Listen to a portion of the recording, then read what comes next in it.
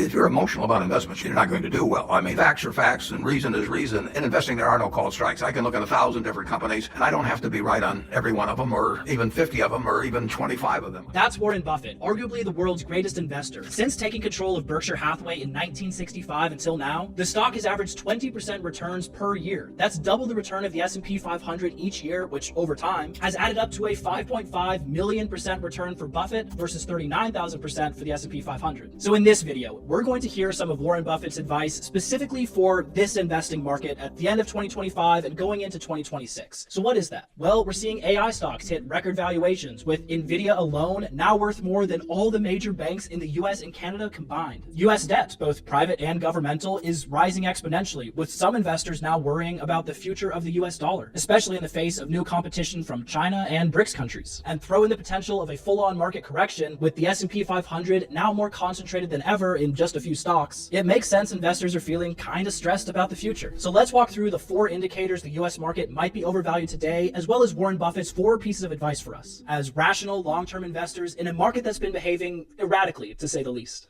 So the first worrying sign that investors are seeing in the market is an increasing amount of stocks being bought using debt. This chart shows how stocks bought using borrowed money has been outpacing the growth of the broader market over the past 30 years, meaning more and more of the market's current value is just built on debt that people are borrowing. So I covered this and how it could lead to what Buffett calls a potential lost decade in stocks in a previous video. But in addition to leveraging themselves to buy stocks, we're also seeing an economy where more and more debt is being taken on to fund lifestyles as well, due to high inflation and rising costs that just makes it harder to afford living. And that whole